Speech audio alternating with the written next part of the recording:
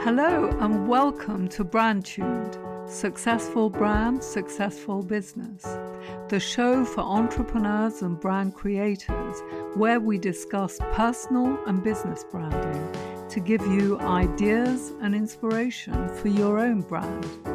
I'm Shireen Smith, lawyer, entrepreneur, author, and advocate for developing purpose-based brands to change the world.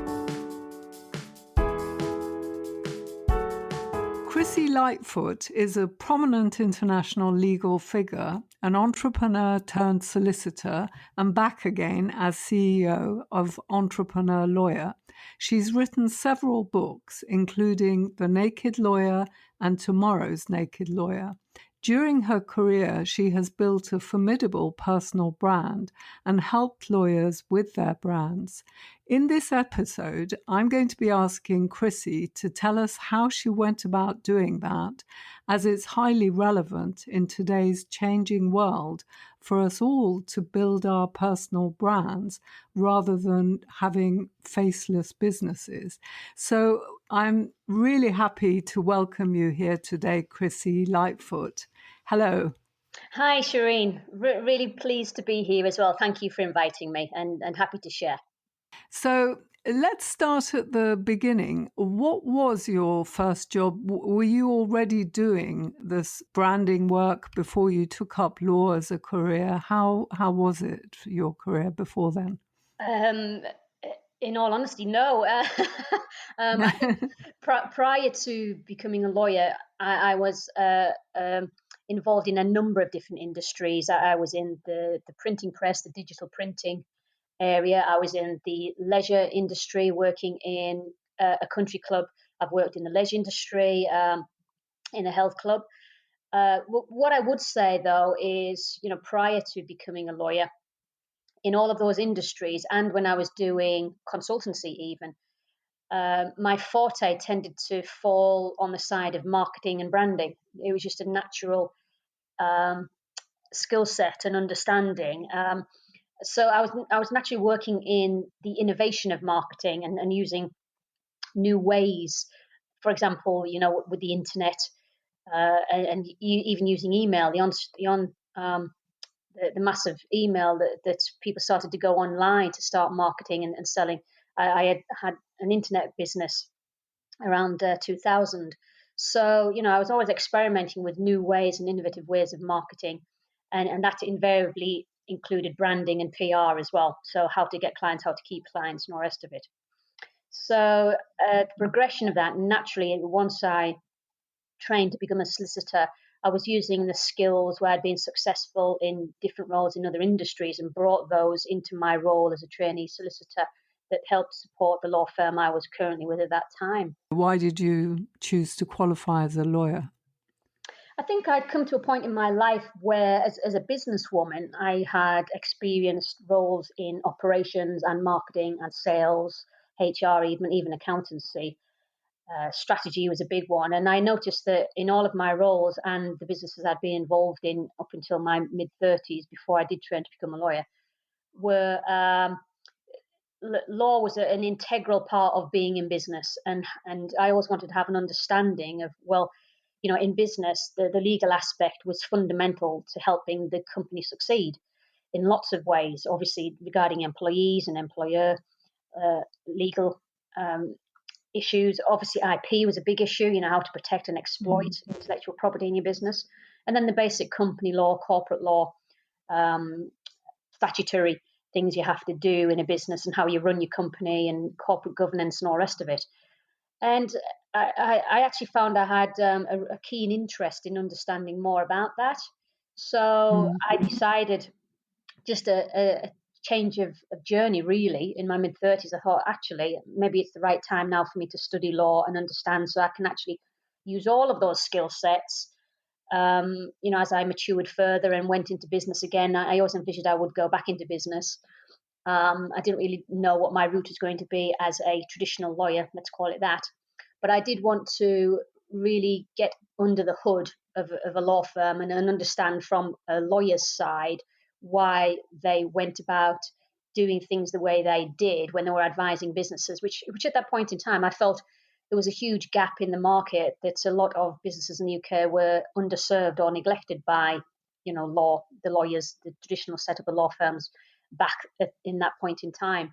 So I always had a vision that maybe if I understood more about that, then I may be able to be an entrepreneurial lawyer, hence, my brand, entrepreneur lawyer. Mm-hmm. So that as a lawyer, I could serve entrepreneurs, but then obviously when I became an entrepreneur again, I could actually work with lawyers and say, look, there's a new way to be more entrepreneurial and how you can get your message out there, how you can relate to customers and clients, and particularly SMEs and what have you.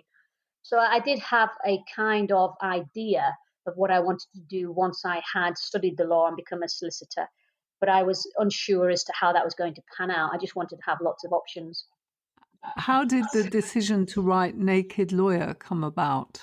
Oh, right. Well, that was it was once I'd finished my training as a solicitor, my training contract, because at that point in time the global recession had hit. I did my training contract between 2006 and 2009, and obviously we had the property market falling in 2006 to 8. Then we had the global crisis 2008 onwards, and I got to the end of my training, and throughout the last year of my training, once I'd finished my LPC anyway, I focused heavily on trying to help the firm I was at get more clients and keep clients they've got, and use new techniques in marketing to myself, using my own personality and my personal branding that I was devising back then, and a new model as to how to attract clients using online methods, social media, social networks, and all the rest of it.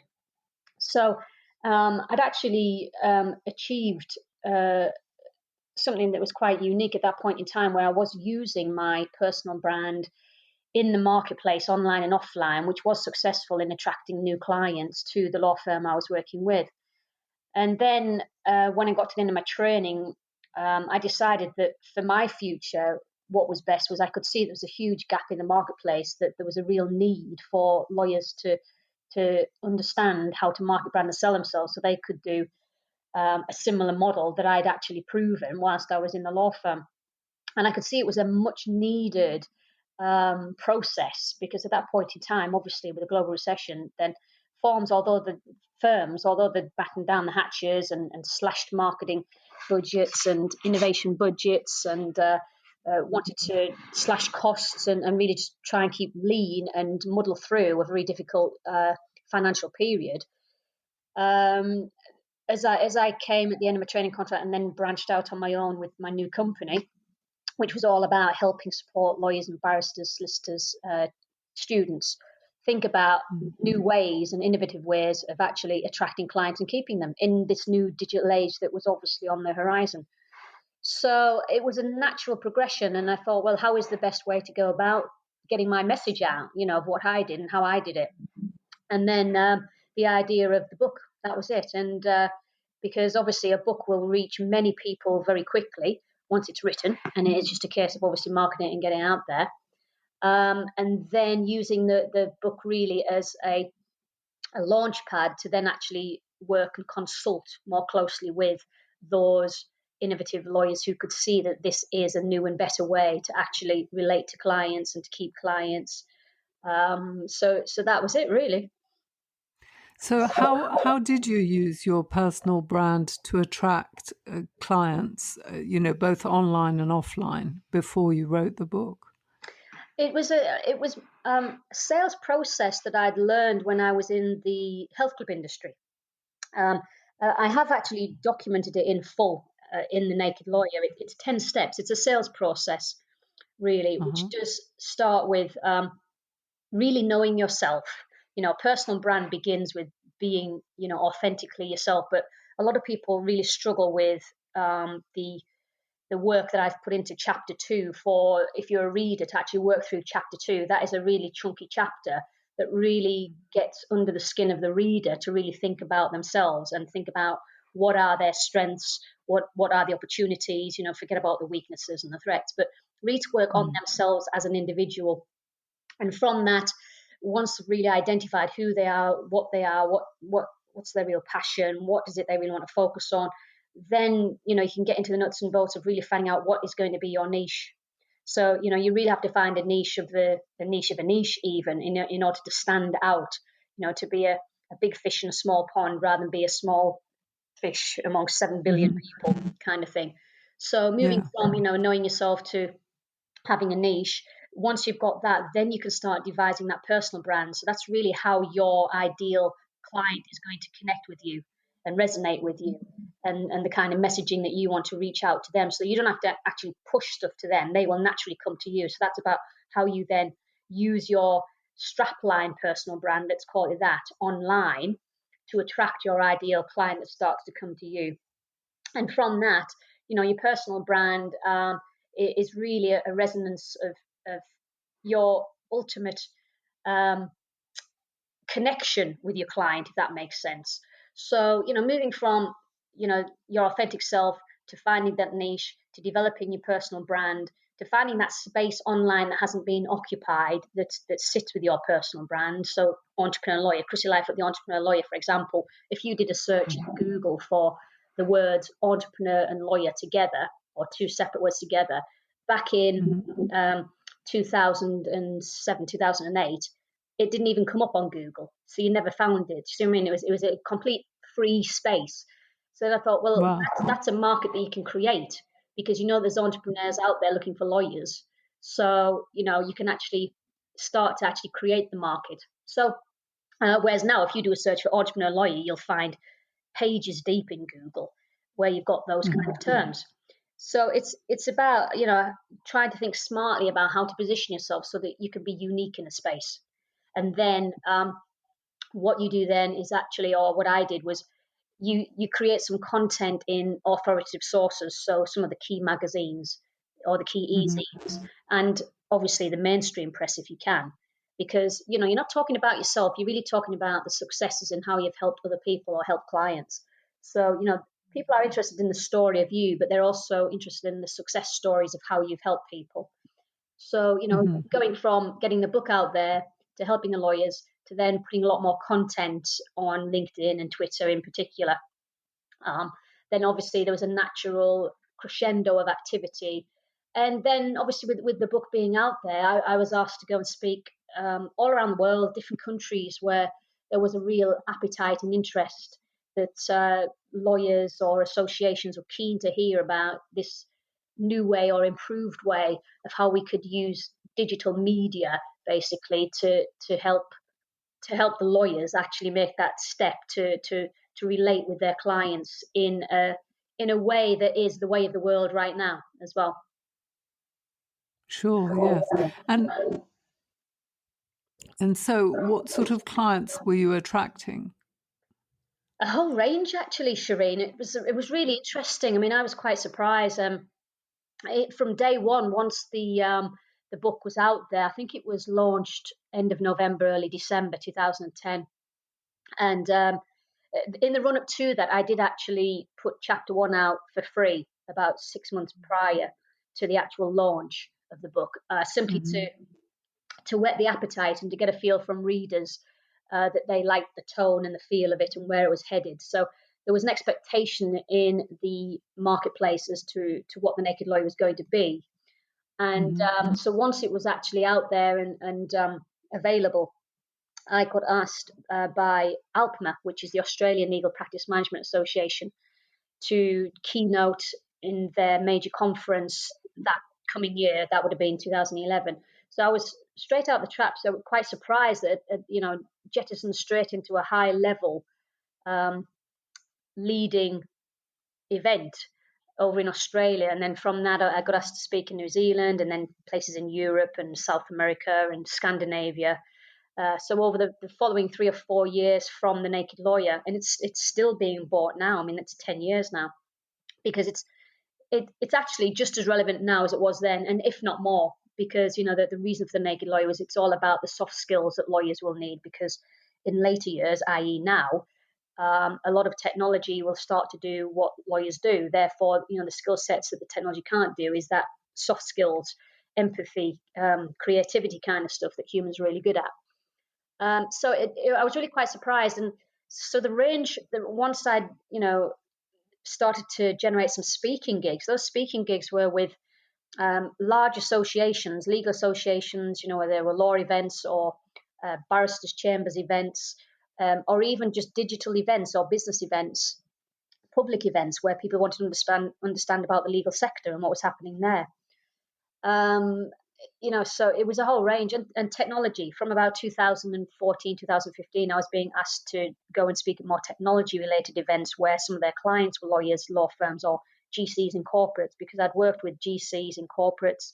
I'd worked with individual lawyers or groups of lawyers in, the top 100, well, the magic circle even. So, top 6 or top 100 or top 200 in most of the nations around the world.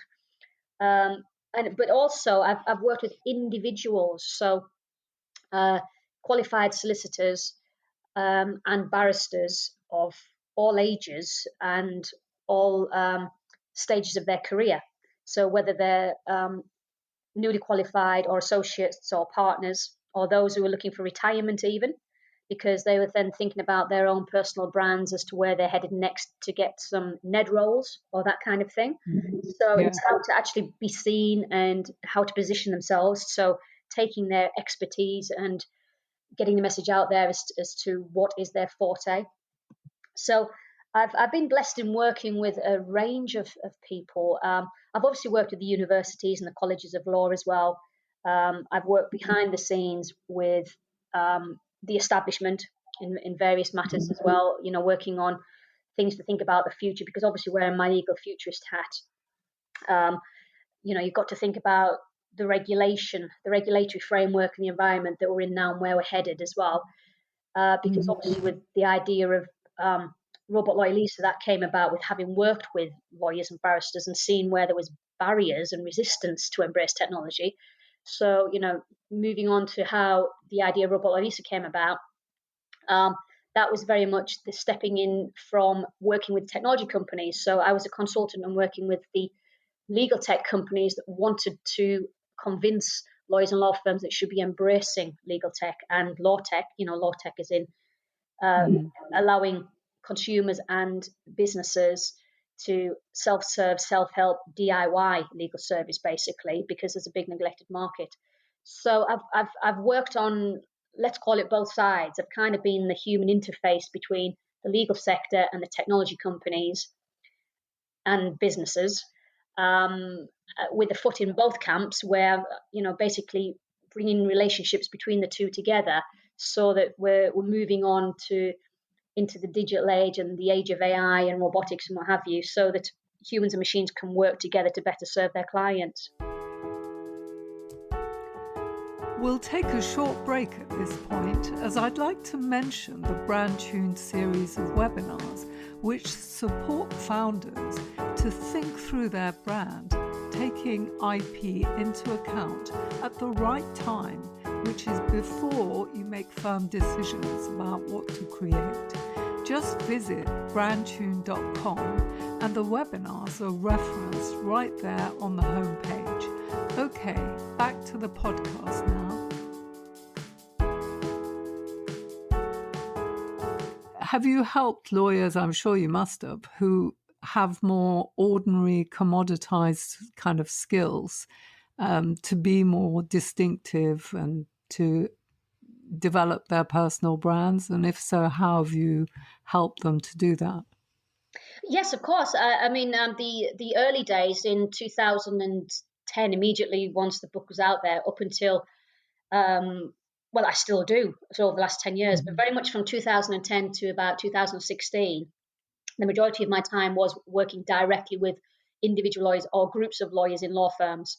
So in a mix of working with them to help them devise their personal brands that dovetailed nicely with their firm's strategy. So the firm's brand and their strategy and where they were headed with key clients and key sectors and how all that works.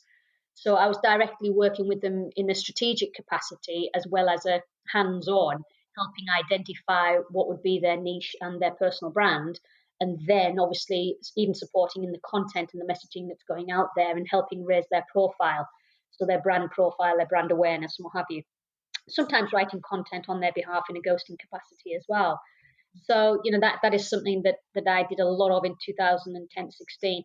I started to make the switch of doing more on the technology side of things from 2015-16 to present, because basically with the new venture Robert Lawyer Lisa, I was working as a law tech provider to business people in conjunction with human lawyers, if that makes sense. So, but even along that time frame, I've been a mentor, consultant and a mentor to individual lawyers remotely throughout the world. I've mentored people in New Zealand, for example, on a regular basis to get them to where they want to get to, which was part of positioning themselves with their brand as well as their technological projects as well.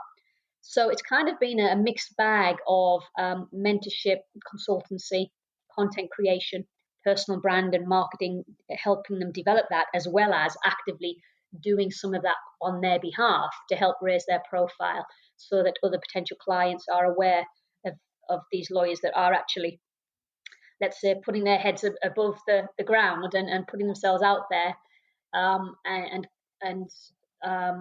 quite welcoming the idea of having an online personal brand and persona that their potential new clients can relate to.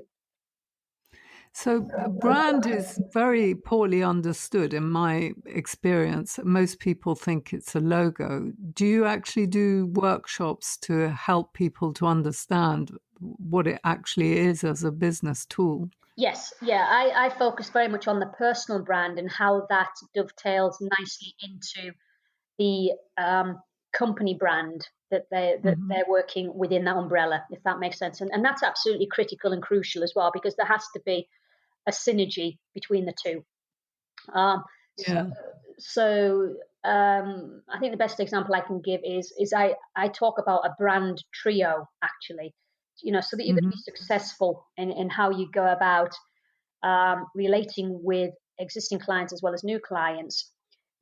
New clients can relate to the firm brand, let's call it the company brand. They could relate to a product brand, such as a product might be Robert Lawyer Lisa and an NDA product, or the Naked Lawyer book, for example.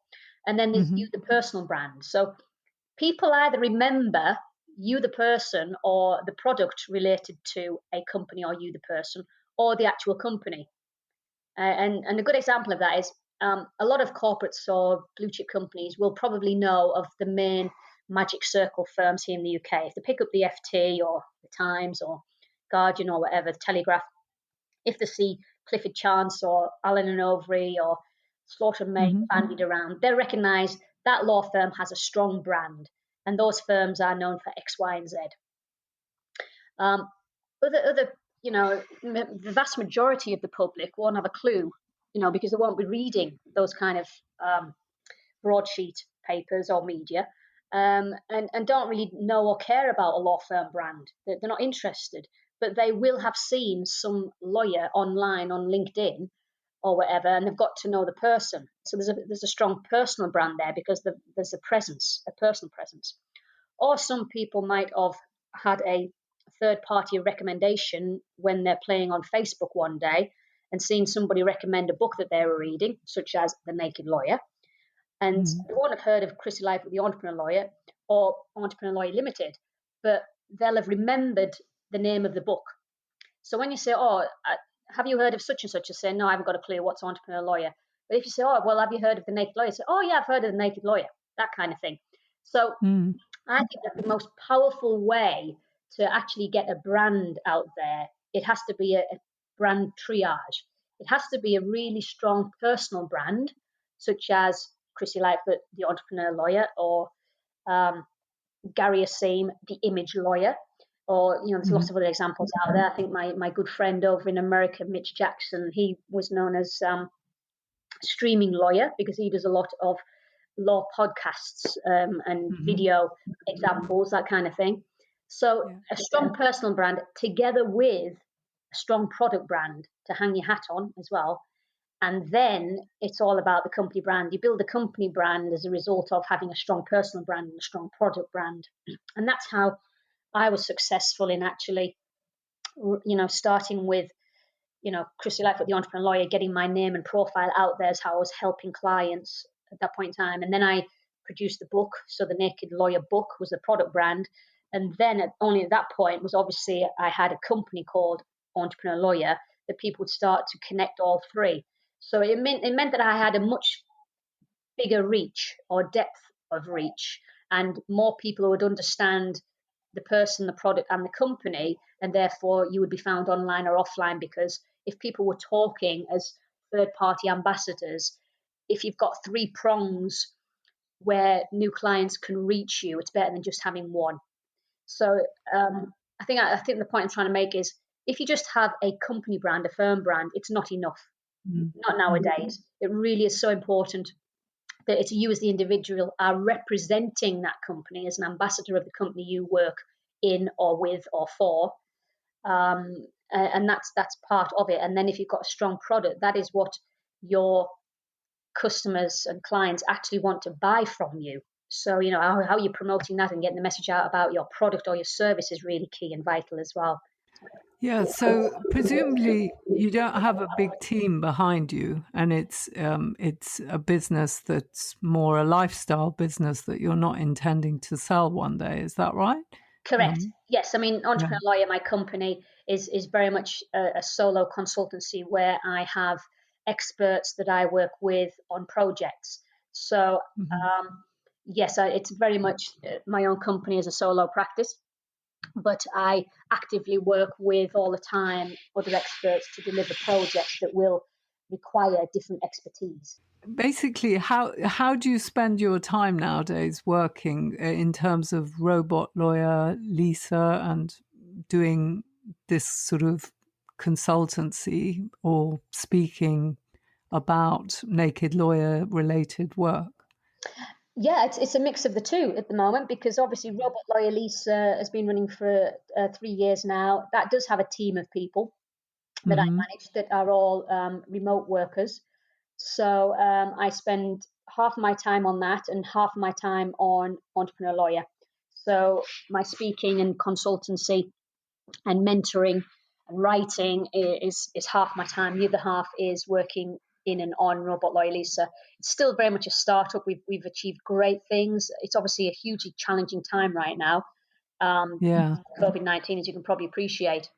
So it's about juggling both of those, and from my own perspective, about where to focus going forward. But there's already a need. I've received some inquiries that I wasn't expecting for new consultancy work related to marketing and branding, because I think that lawyers and law firms and chambers have realized that when they've been forced to change, i.e., go online, even just for communication and IT purposes, to continue working remotely and with their clients online and digitally, they from what they're saying we won't return to the old way of working. And that also means the old way of how we relate to clients or get clients or keep clients as well. So they've come across the Naked Lawyer book. It's still out there, still being sold. And I've been approached already by a handful of partners in law firms who said, are you able to come and help us? So I feel like I've stepped back in time 10 years, as how it all triggered off back in 2009, 2010. Because we're going through another recession or even a depression, let's hope not. I think there's a real need and a real desire by lawyers to think very carefully now about their strategy going forward, because we are walking into a new norm. We might be walking into a new regulatory framework environment as well, where there's going to be increasing even more competition. And so I can see that some of my time now going forward, I will be doing more consultancy and mentorship. The speaking side of things, it'll be interesting to see. Obviously, I've done a lot of my speaking engagements which are in person. Those fell by the wayside at the start of the year, understandably so, because I was due to go out into Asia and America and South Africa, but all of those were cancelled due to COVID-19, and a lot of the conference events, as such, understandably, the hosts are reluctant at this point in time to plan too far ahead, because we're still dealing with the unknown. We don't know how long this is going to go on, or how it might flare up again in different nations. However, obviously there are lots more speakers now doing online video webinars as alternatives, but the business model may be quite different. So there's obviously the opportunity there where I've been asked or will be asked to do more keynotes or panels online, which I'd love to do. I mean, it's something I advocated years ago, and I would always say to hosts, look, rather than fly me halfway around the world, why don't we just do this as a video conference where you can put an extra screen up and we'll do it that way rather than in person. But a lot of event hosts understandably do want the speakers there in person because delegates like to press the flesh, they like to network, they like to pick your brains when you're there. So I would like to see that would reignite at some point. Personally, I think it won't be this year. I think we're looking at 2021 before, understandably, events organisers will be thinking seriously about putting big events on and when they feel comfortable and know a bit more about the virus. Yeah, it's good to hear that law firms are thinking of working on their brands and marketing. So let's just finish by asking you, Chrissie, what is a personal brand that you admire and why? Oh gosh, Oprah Winfrey. Yes. I think absolutely, yes. I think that's because she's just got such a huge brand in her good works. The fact that she has proven that as a woman and as a Black woman, she has been hugely successful in bringing, shall we say, challenging themes and subjects into the media and very high profile, and then use that as well for good causes. So helping people, for example, with fitness and well-being, to raise issues that are fundamental to humankind. So using her brand in a really positive way to bring about positive change. And I think, she's got a very strong personal brand. If you just say Oprah Winfrey, lots of things pop into your head about the lady that I absolutely admire. Yeah, great choice. I think personal brand, it's easy to think of the people who are obviously in the media or who are celebrities or heads of state, footballers, that kind of thing, because that's natural. But David Beckham's a fantastic brand. If you think it's just Bex, the name Bex. And then what you think about, well, you think of his football, of course you do, but then you think about all of his other ventures that he's involved in with his whiskey. So he's using his personal brand to promote different types of products or the companies off the back of the strength of his personal brand. You look at personal brands now of celebrities where if they're on Instagram as such and they've got millions of followers, they're able to just attract, advertising deals, the fact that they have millions of people who hang on every word that they say. But there are people like you and me, Shireen, who are just ordinary everyday people making their way in life, making a living, who have a profile online that it's about getting your expertise. They're known for their expertise in what they do and how they go about doing it. As a thought leader or an expert in a particular field, which is really important. And so you have personal brands within communities as such. So my idea of a personal brand is the communities that I tend to step into that I could probably give lots of examples of, whereas there'll be hundreds of thousands of other personal brands in those different networks and communities that are niches that are really highly relevant to people who share similar leisure interests or business interests, for example. Yeah, lots of micro communities. Yeah, Elon Musk, the space community, you probably thinking Richard Branson, Elon Musk, NASA, people within NASA, the mathematicians and what have you. Hanson Robotics as a firm and the people involved in all of that. And then certain personalities within those industries and sectors will stand out more than others. Yeah, I think it's so important in the 21st century for people to actually realize that they need to have a personal brand and not hide behind their businesses. Well, it's vital. And I think if you notice, all of the top CEOs in the world have strong personal brands. And there's a reason for that. It's so that customers can actually relate to the company. It still needs to have a human face to the company. Are lawyers doing this enough, do you think? No, it still surprises me, actually. This is 10 years since I set about doing this. And I actually read a really interesting tweet a few days ago. And it was a tweet by a partner in one of the top law firms, what we class as a top 20. who had commented and said, I've been talking to my colleagues for the last year about embracing technology, about how we go about getting clients and marketing, and we've done nothing. And now we find ourselves in this hole and this problem now. And I just immediately thought, well, the last year, this process should have happened 10 years ago. This process should have started 10 years ago. The internet, digital media, using LinkedIn, Twitter, your personal brand, your online marketing or whatever. A lot of lawyers and law firms have taken too long, and it's still not a majority. When you look at, the technology side of things as well, using technology as a marketing tool to attract clients. A lot of law firms using technology for the wrong purpose. They're not getting the right return on investment because they're using it as just a marketing gimmick, which isn't right. Well, it isn't right or wrong, but it certainly isn't the right way or purpose. You should be looking at why you're going to use technology in law firm. There's lots of questionable things happening, and there's a lot that still hasn't happened. I'm still surprised that I'm being asked to consult on this subject that to me is, old school. This, a topic and a subject that has been around before I started watching it, that I'm still quite shocked at how there are many, many tens, hundreds of thousands of lawyers out there, and I'm just talking, in the UK as well as globally, that, haven't even heard of some basic tools like Zoom, or Skype, and I just find that really shocking, actually. I mean, obviously, they're all aware of it now because they're all working remotely and forced to use these tools.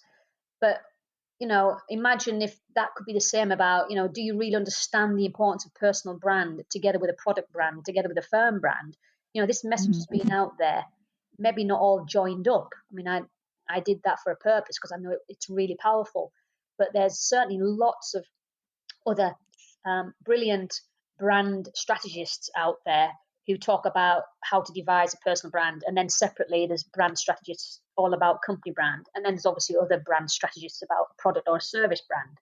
So, it's about joining the dots and having the connectedness to bring them together and to use them in the right way to really have a powerful proposition into the marketplace that will attract those ideal clients. Because part about being brave about a lawyer as well, it's actually turn away the stuff that you shouldn't be doing. It's okay to not do some of the stuff you don't want to do or that you have to do, and just say, no, that doesn't fit with my true calling or my true expertise, and how I know there's a fit between me and my personality and characteristic as a personal brand and what I'm doing for my client. You need to be working with the right clients that fit with your expertise and how you position that personal brand to attract those clients as well. There's still quite a few lawyers that take work just for the sake of it rather than thinking, actually, this isn't the right fit. And it's really important when you have team dynamics to get the right lawyer who has the right personal brand and the characteristics and the traits and the skill sets in a team for a particular client. And I have seen that at work, and it works brilliantly when it's done right. And when it isn't, obviously there's more challenges throughout the project when that's the case. Yeah. Wow, that's really interesting. Thank you very much indeed, Chrissie. Thank you, Shireen. I've really enjoyed it, and I wish you every success. I think the only thing I haven't mentioned, if I can just quickly say this, is with part of my business background coming into becoming a lawyer, I had a real keen interest in IP law, because obviously when I was dealing with marketing and branding in businesses and the businesses I was working with, I could see that was a really crucial and critical area going forward in the next 10, 20, 30 years, because I could see that as obviously more online businesses evolved, IP protection and exploitation was going to be a huge area, and absolutely crucial as well for protecting brands, protecting trademarks, protecting personal brands, image rights, and what have you. So the area that you're in, it's absolutely. I don't think business people really appreciate how fundamental IP is in relation to their brands. So, before you think about having a personal brand or a product brand or a company brand, looking at the names, they should actually go and talk to a solicitor before they even register a name or the company. Most Exactly. You have to look at IP strategically in well, order it's to get everything. powerful IP. You do, because if you come up with a great name, well, that's great. But if you're infringing somebody else's name or similar logo or strapline somewhere else in the UK or internationally, then you're going to limit the footprint that you can have with a unique brand, a personal brand, a product brand, and a company brand. And I see this Yeah, and there's time so and time much more. again. There's so much more to protecting brands than trademarks. People tend to understand trademark registration, but there's so many other aspects of it, which is why I'm writing my book, to integrate branding with IP. Well, it is, because I mean the design rights, with the logo, the design, it's quite separate, isn't it? So Yeah, there's that's so right. much to think about, and I don't think business people actually appreciate that. So if I'd love to read your book when it's out, and particularly if it's focused for business people to understand, because Yes, it it's is. Yes, it's really, really important, because it would save a lot of time and money. Because if you go at this wrong, then you've got to backtrack and you've got to reinvest. Some people have had to exactly. destroy all of their company literature and website logos and all the rest of it, and faff around with accountants getting names changed at company's house and all the rest. It's really, really a crucial subject. And if you're going to write a book on it, well, fantastic. I'll be the first ambassador of it. Thank you, Chrissie. Lovely speaking to you then. Bye. That's it for this week. Do subscribe to the brandtuned newsletter to get weekly updates. I'd also love to get your feedback. Just send me an email to info@brandtuned.com. Finally, if you liked the episode, please do share it with your friends and colleagues and review it on iTunes or whichever platform you use to listen to podcasts. If you leave us a 5-star review, it means more people will listen and we can spread the word much more quickly about the podcast. Thank you, and bye for now.